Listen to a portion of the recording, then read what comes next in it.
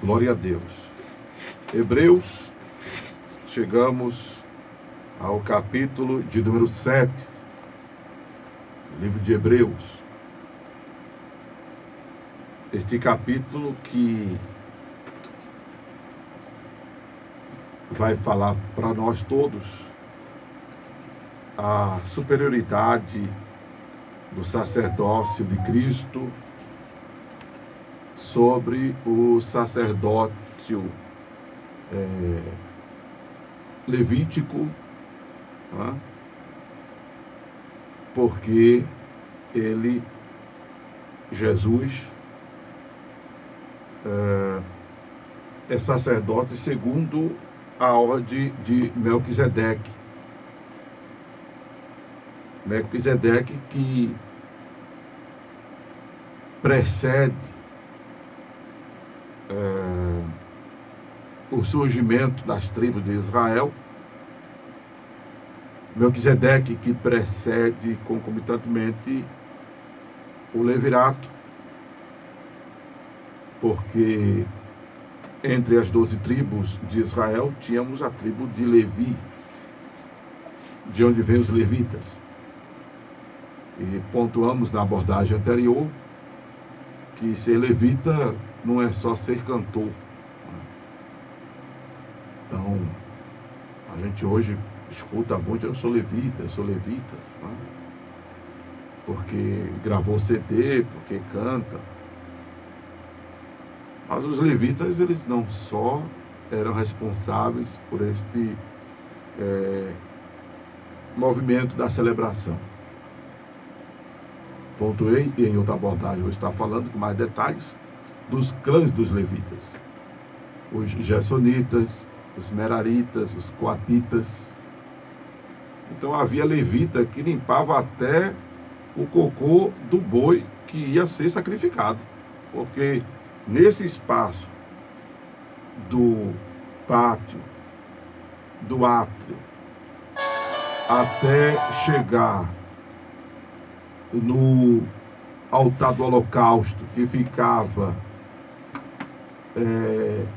de frente à cortina que dava acesso ao lugar santíssimo, o animal podia fazer, até ser sacrificado, uma sujeira.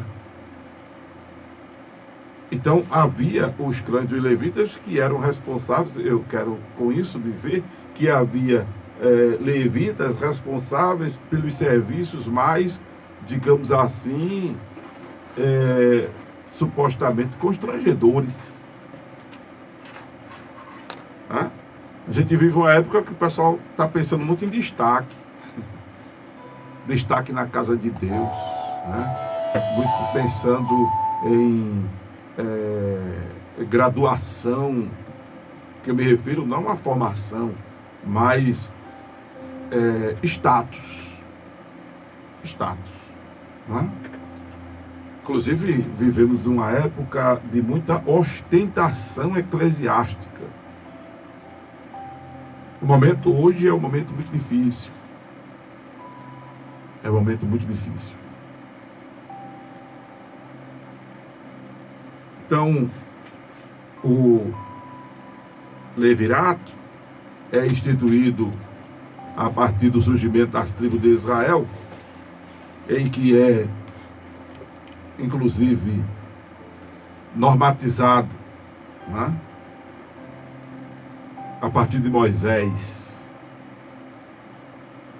o modelo de culto que o povo de Israel deveria prestar ao Senhor é quando surge, junto com a tribo de Levi, as tábuas da lei, o tabernáculo, que é Deus quem dá orientação a Moisés, de toda a configuração do tabernáculo, a toda a sua estrutura. E Deus levanta pessoas inspiradas para confeccionar todas as peças do tabernáculo. E quando a gente lê isso, a gente fica realmente tocado, né, pela presença de Deus, porque apesar do sacerdócio, do levirato, ter sido tudo isso abolido, mas ali nós temos uma constituição divina de representação da sua presença. Quando eu digo hoje que Israel é Israel, igreja é igreja, e não se deve ser incorporada no culto ao Senhor os elementos do culto israelita, é porque Jesus desmistificou isso, e isso tudo foi abolido. Mas deve ter a nossa apreciação, sim, não para a prática, porque, volto a dizer, não serve mais para nós, nem serve para os israelitas. Apesar deles não terem aceitado Jesus como Messias, o Salvador, o enviado de Deus, mas não serve mais, porque não adianta. Se não adiantava muita coisa na época em que ele existia, se não adiantava muita coisa na época que ele existia, porque tudo ali era figura. Aquilo ali não significava nada na relação divina humana se não houvesse uma resposta positiva a partir do coração dos homens, da mente dos homens. Como eu já disse, não adiantava nada ser circuncidado se não guardasse a lei. Não adiantava nada, interessante, guardar a lei e não ser circuncidado. Porque Deus colocou os princípios lá no Velho Testamento para serem síncronos, como deve ser a nossa mentalidade nos dias de hoje. No sentido de, não adianta nada, como diz o poeta e a igreja, fazer tudo errado. Não adianta nada. Não adianta eu ter conhecimento bíblico e não pôr em prática a palavra de Deus, não viver a palavra. Não adianta de quê? Eu falar e não viver. Eu escutar e não viver. Eu conhecer e não viver. Que adianta eu ter o título de pastor, de presbítero, de diácono, de evangelista, de crente? Até um dia desses eu estava dizendo a uma pessoa que crente até o diabo é. Quem diz isso, inclusive, é Tiago. Credes em Deus, fazes bem, até os demônios creem. Não adianta nada eu batizar-me nas águas e não produzir frutos dignos de arrependimento. Aí por causa disso eu vou deixar de me batizar nas águas? Não, eu preciso me batizar nas águas. Entende? Eu preciso congregar. Eu disse há pouco que adianta a igreja fazer tudo errado. Não adianta nada, mas eu preciso congregar. Congregar é um princípio bíblico.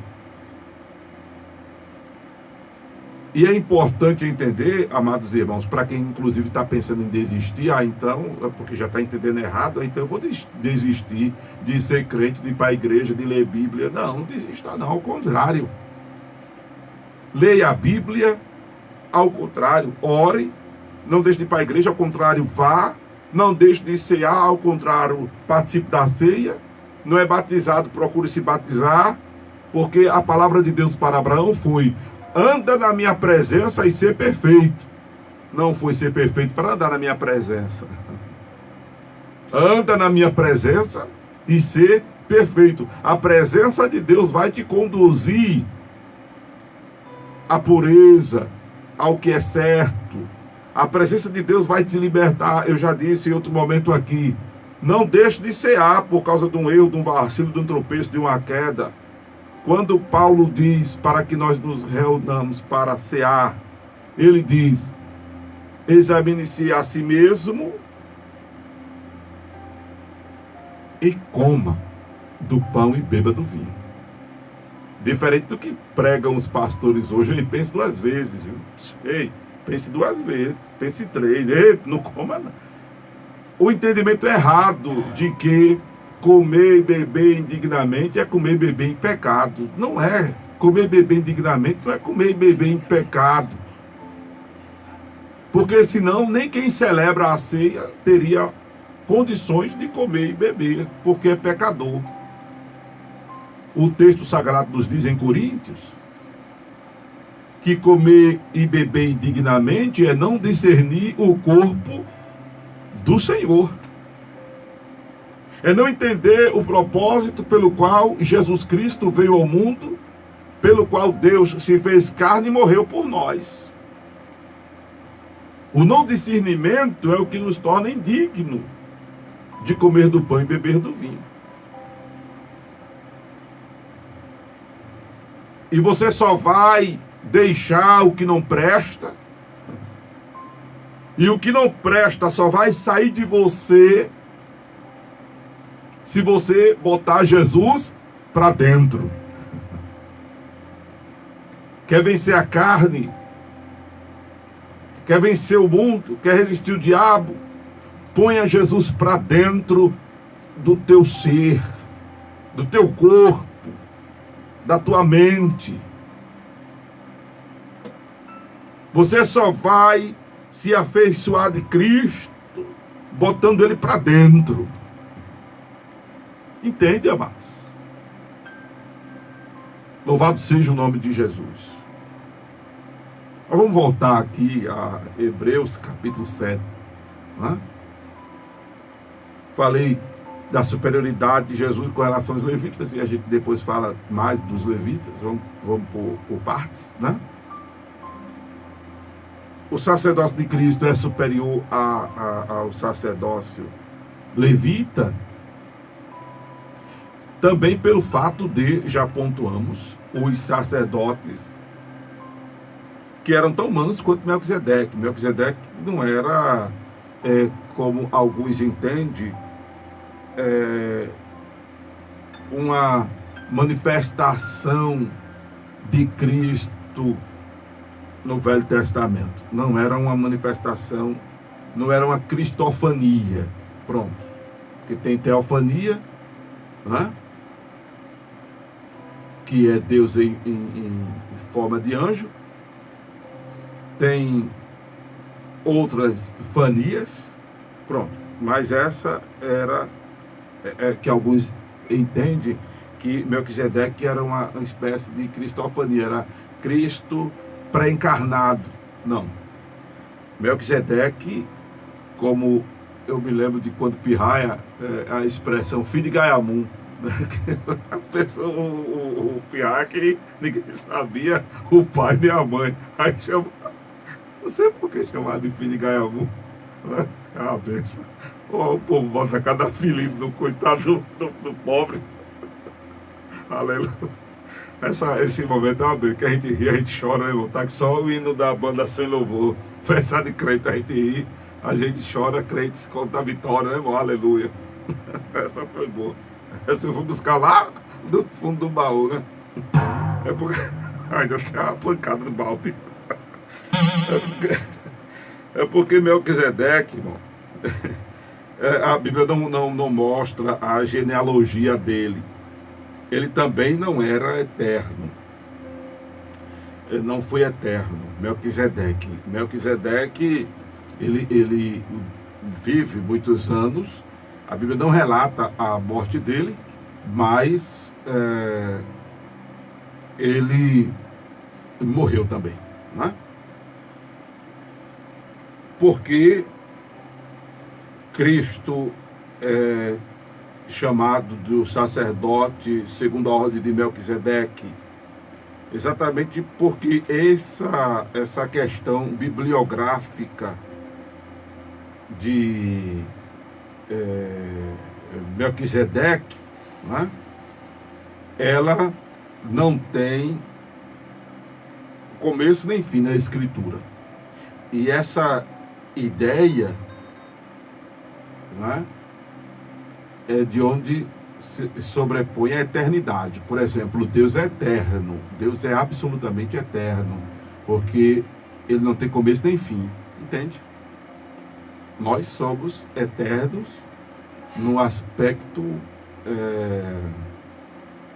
vamos dizer assim, parcial do significado, porque nós temos um começo. Não teremos fim no sentido espiritual, não é? Até porque o nosso corpo, quem morrer antes da vida de Jesus, vai ao pó, ou vai ser cremado, ou vai virar comida de tubarão se for tomar banho nas praias de Recife, por exemplo, nessa época, né? Enfim, mas se estiver vivo e fazendo a vontade de Jesus no momento da sua vinda, a Bíblia diz, vai ser transformado no abrir e fechar de olhos.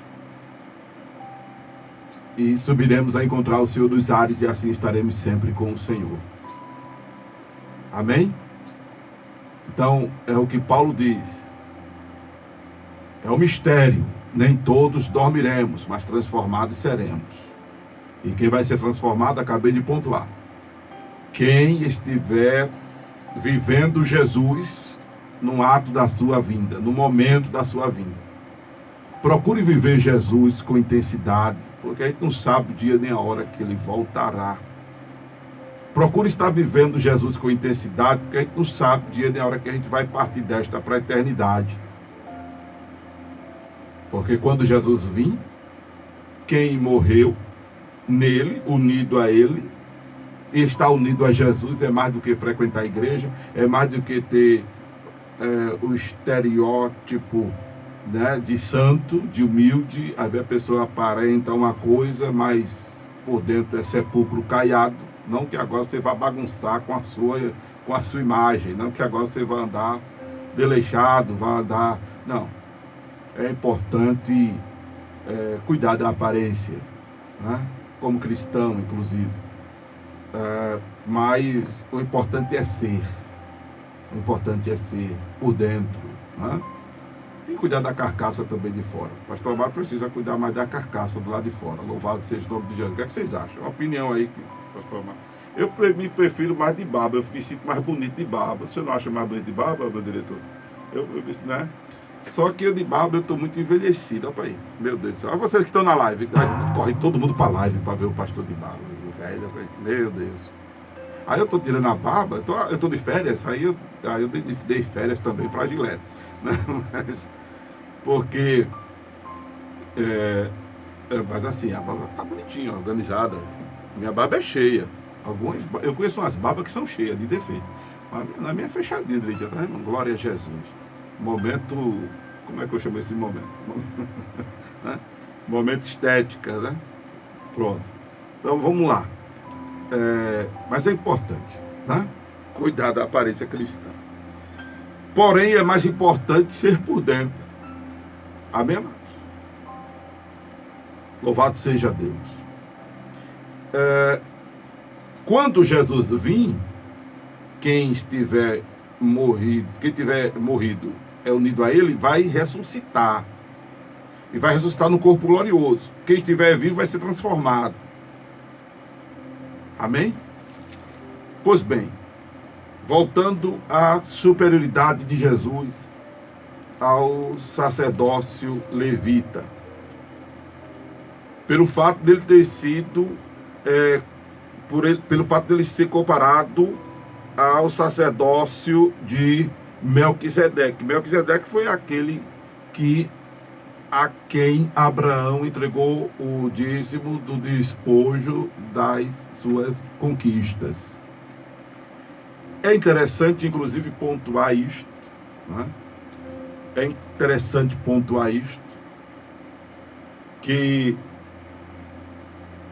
o dízimo, ele foi instituído por Deus antes, observe, da época de Abraão.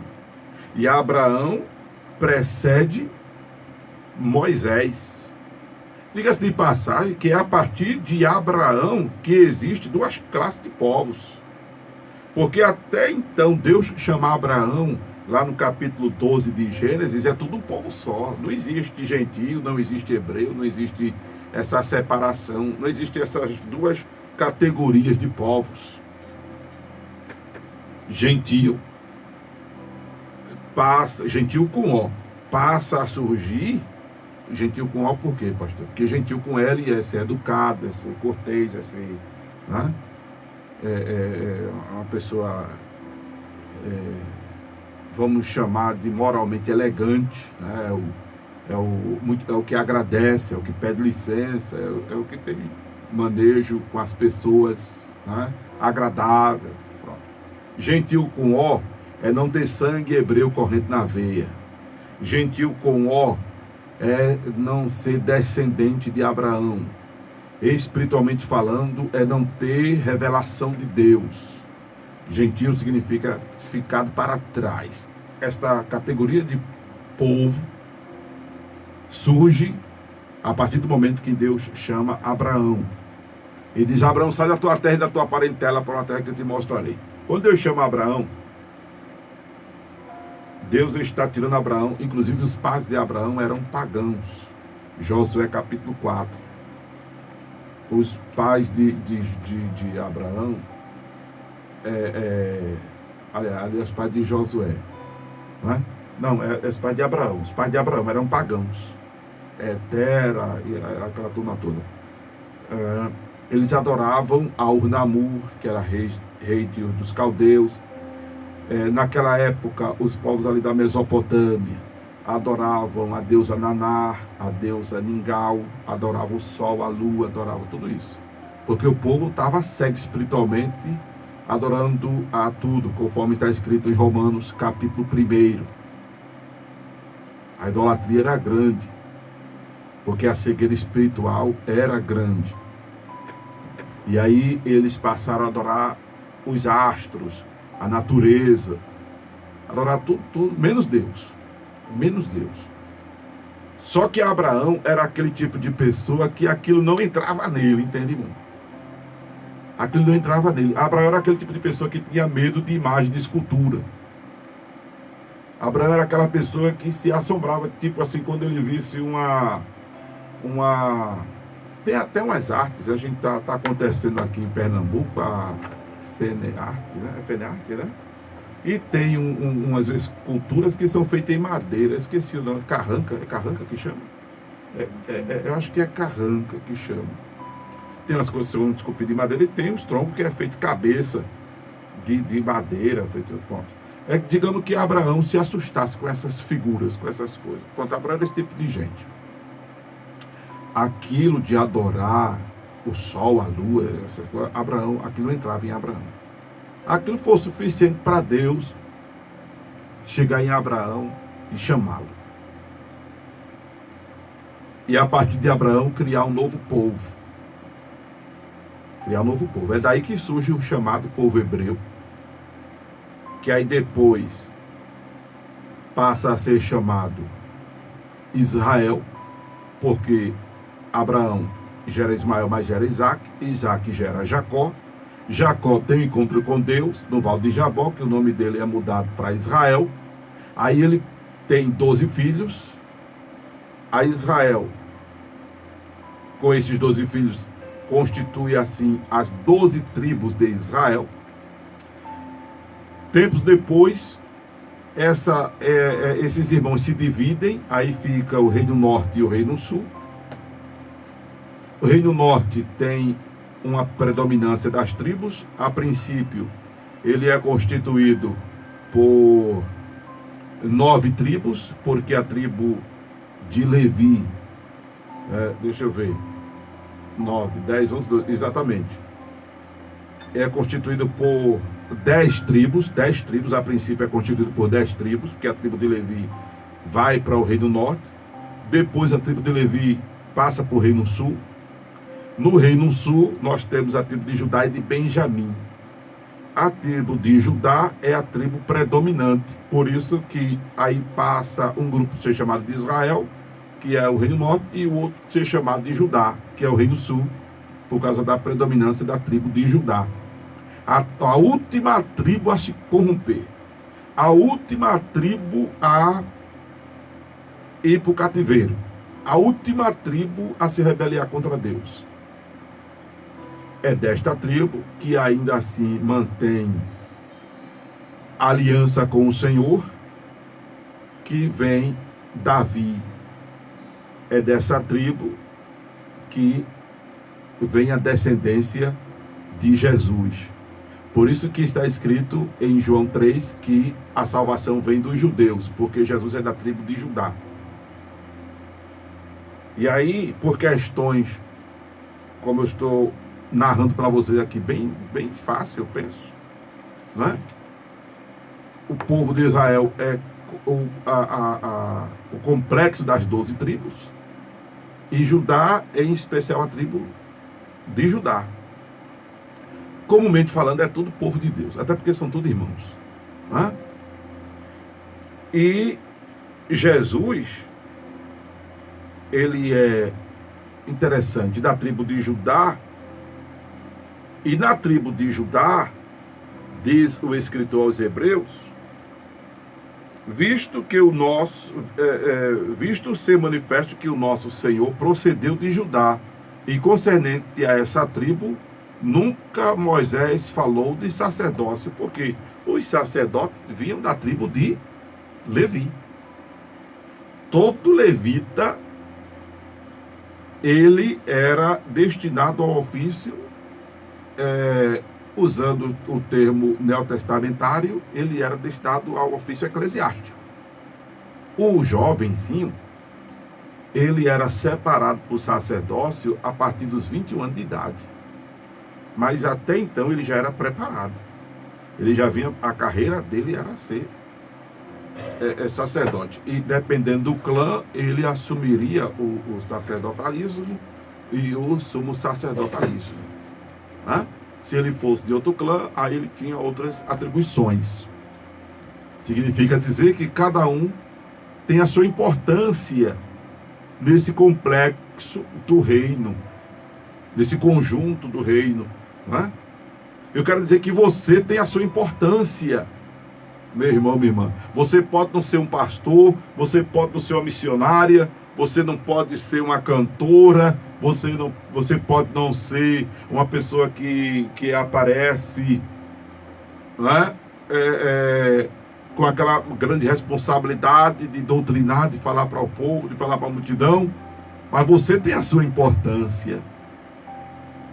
Você é muito importante para Deus, independente do que você ocupe no reino. Você é muito importante. Você é importante porque você é a imagem e a semelhança de Deus.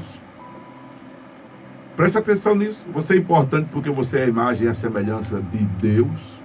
Você é importante porque você é a coroa da criação. Você é importante porque você é a obra-prima das mãos de Deus. Você é importante porque você é a imagem e a semelhança. Você é a menina dos olhos de Deus. Você tem muito valor para Deus.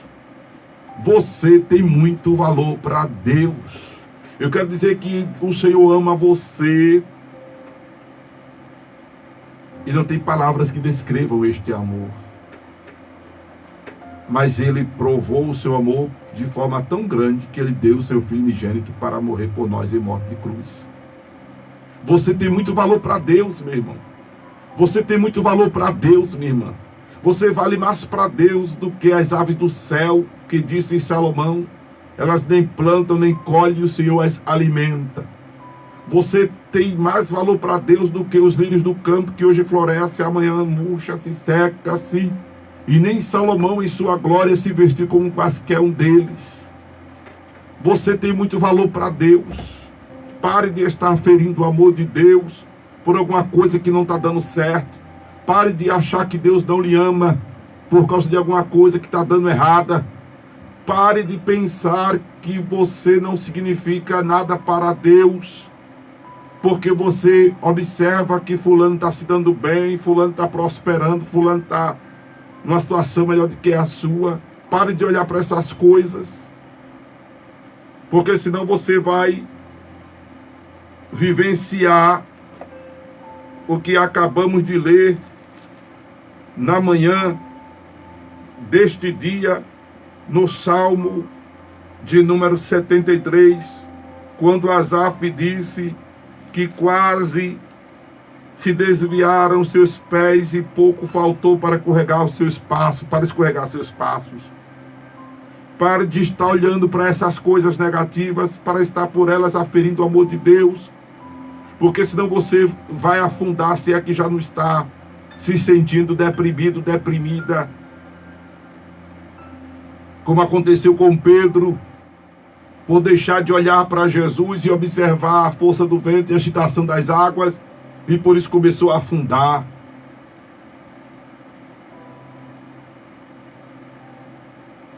O que preconiza a fala do escritor aos Hebreus, eu tenho dito nessas abordagens, como diz na abordagem do capítulo 6, é converger as atenções das pessoas para Jesus. E é neste livro que nós encontramos a célebre convocação. Olhemos para Jesus, o autor e consumador da fé. Olhe para Jesus, o autor e consumador da fé. O qual, pelo gozo que estava proposto, suportou a cruz, desprezou as afrontas e sentou-se à destra da majestade divina. Oh, aleluia! Oh, aleluia! Louvado seja o nome do Senhor.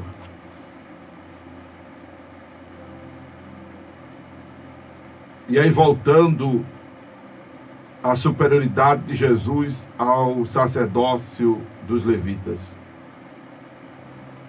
Porque ele é, segundo a ordem de Melquisedeque, e para terminar a história que eu comecei, a quem Abraão entregou o dízimo, e aí eu volto a dizer que o dízimo foi instituído antes da lei. Por isso que quem não quer entregar dízimo na obra de Deus, não entregue. Aí é um problema seu. Porque dizimar é expressão de gratidão. Dízimo não é caderneta de poupança, dízimo não é plano de saúde, dízimo não é seguro de vida. Não pense que em ser dizimista você vai estar impedido de ficar doente e impedido de acontecer um desafortúnio em sua vida. Não, dízimo não é para isso. Mas eu quero lhe dizer que quando a gente é grato a Deus, Deus nunca fica devendo nada a nós. Absorva esta palavra, escreva aí. A gente viu isso, aleluia, nessas abordagens, né? Que eu tenho feito recentemente, que são tantos versículos, né? Se eu tiver a felicidade de lembrar agora de um versículo que nos fala isso, do versículo que nos fala isso, que eu falei esses dias aqui na abordagem, se eu tiver a felicidade de lembrar dele aqui agora, glória a Deus. Senão vai ter que escutar tudinho de novo das abordagens. Mas a fala é essa: que Deus não fica devendo nada a ninguém, principalmente se nós somos gratos a Ele. E dizimar é expressão de gratidão. Amém? Dizimar é expressão de gratidão. Eu não vou achar não, essa expressão agora aqui não. Se eu achar em outra abordagem, eu vou procurar para marcar, como eu disse a vocês que o faria. Né? Pronto. Aqui, ó, achei. Obrigado, Senhor. Hebreus capítulo 6. Hebreus capítulo 6. Deus não é injusto para se esquecer da vossa obra e do trabalho da caridade, para com o seu nome mostrar-se enquanto servide aos santos e ainda servis. Aleluia. Deus não fica devendo nada a ninguém. Deus não fica devendo nada a ninguém. Deus não deve nada a ninguém. E quando nós somos gratos a Ele, aí é que Ele nos abençoa mais ainda. Conforme está escrito em Hebreus 7, verso 8. Aqui certamente tomam dízimos homens que morrem. Ali, porém, aquele de quem se testifica que vive. Oh, aleluia! Aleluia, aleluia! Louvado seja Deus! Foi só uma das pontuações dessa abordagem do capítulo 7. Né? Dentro dessa temática do capítulo 7, que é mostrar a superioridade de Jesus ao sacerdócio levítico. Louvado seja Deus.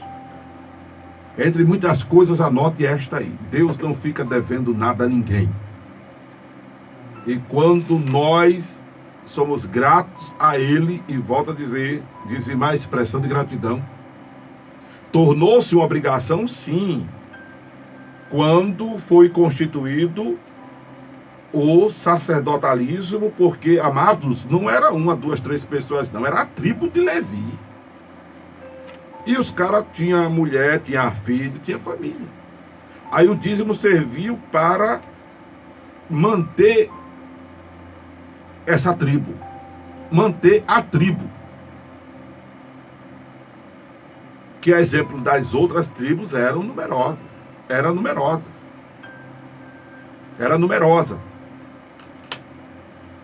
E os sacerdotes, eles não podiam trabalhar fora, não podiam ter terra para plantar, porque eles viviam em função dessa mediação das demais tribos a Deus. Entende? Foi abolido o sacerdotalismo? Foi.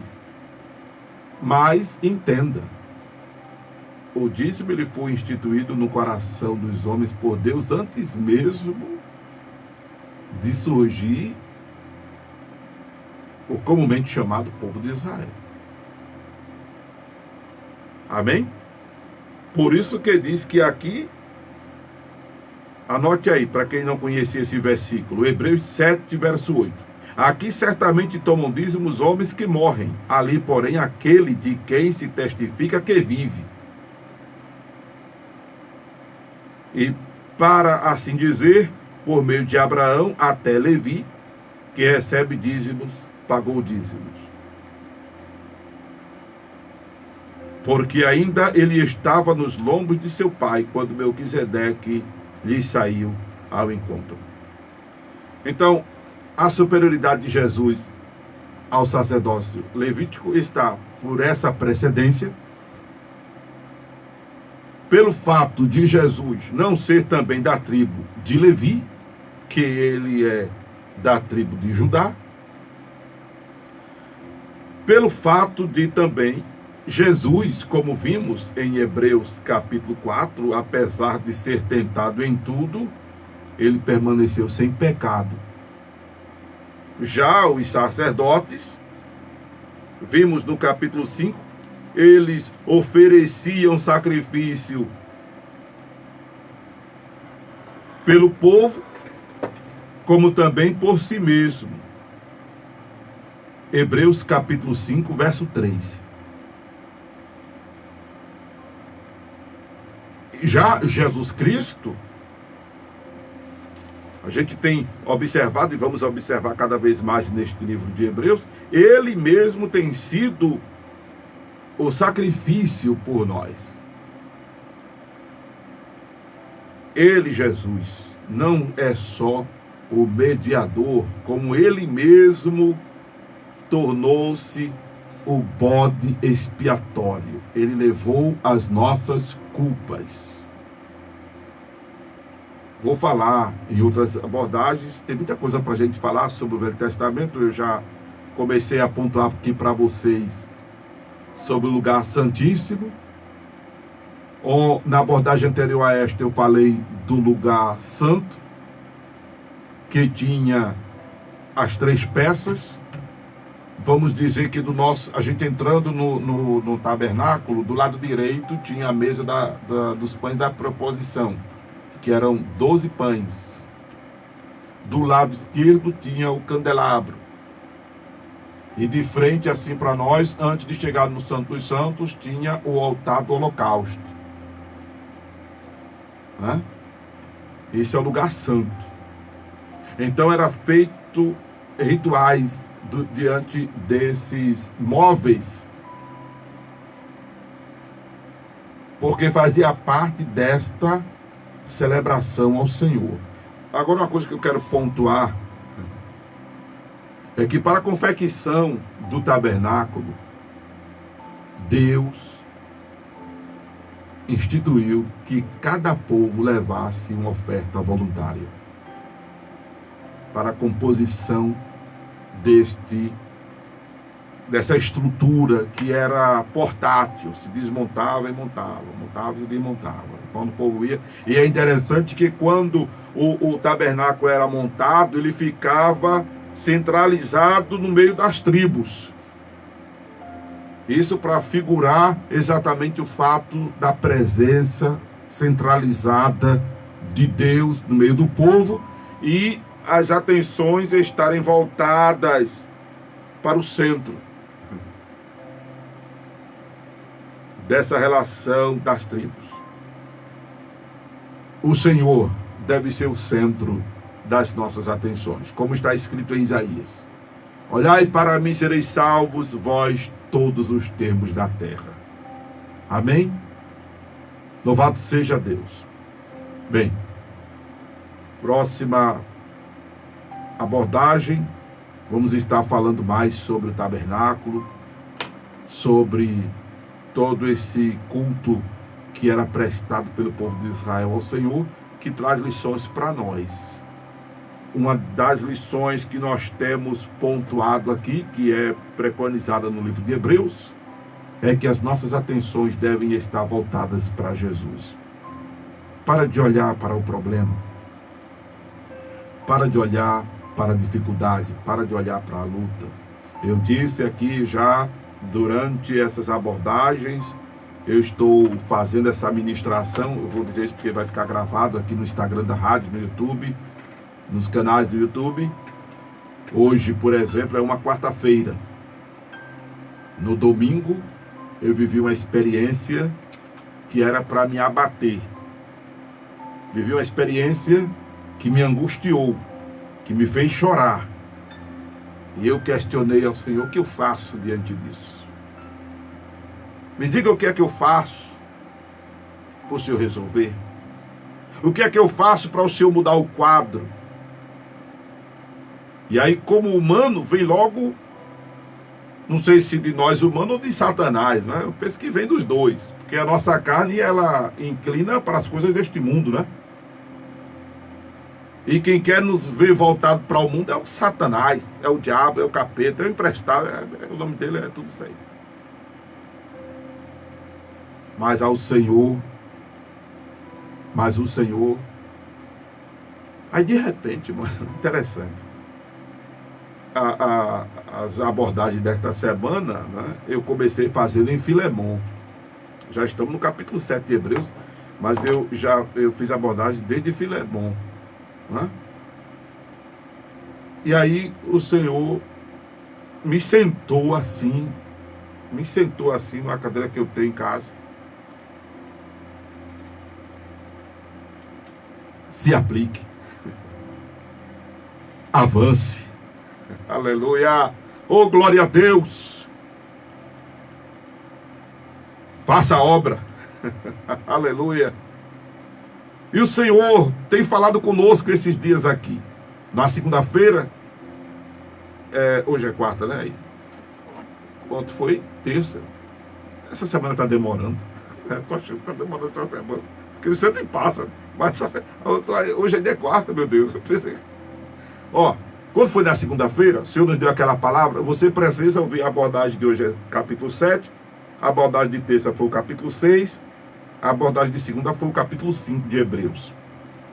Pronto. Depois da abordagem do capítulo 5 de Hebreus, eu acho que você precisa ouvir. Temos aqui os quadros na programação. Aí tivemos um quadro com um colega. Que interessante, foi muito bacana. Inclusive está no Instagram a fala dele. Você precisa visitar as plataformas da Rádio Tamandaré. Vai lá no Instagram, estou sempre falando isso aqui. Vai lá, tá muito massa. A abordagem lá do quadro O Mundo em Análise. Toda ela é massa. Né? É muito massa. Tem um quadro lá, tá lá no Instagram. O Mundo em Análise, tá lá. Causa Animal em Pauta. Religião e Sociedade, Direitos Humanos e Comunidade, e também o quadro Os Provérbios da Política. Você precisa ouvir esses quadros, esses recorte que chama lá do Instagram. É muito massa. Vai lá, escuta, faz comentário, compartilha, curte, faz um comentário que é o @. A gente não ganha dinheiro com isso, não. mas você faz com que as verdades que as pessoas precisam ouvir, e só a Tamandaré tem se ocupado nisso. Se você observar, a gente aqui, é interessante que a nossa bandeira é a rádio de todos os ministérios. Aqui a Rádio Tamandaré é a rádio de todos os ministérios. Né? Mas se você perceber, a gente fala a palavra. E está muito massa esses quadros. Vai lá. Aí houve uma confirmação muito bacana de Deus nesse quadro. Né? E Deus tem falado conosco durante esta semana. Não desista. Não é tempo de retroceder. É tempo de avançar. Eu até usei a expressão de Paulo na abordagem de ontem. Esquecendo-me das coisas que para trás ficam, eu avanço para o alvo da soberana vocação.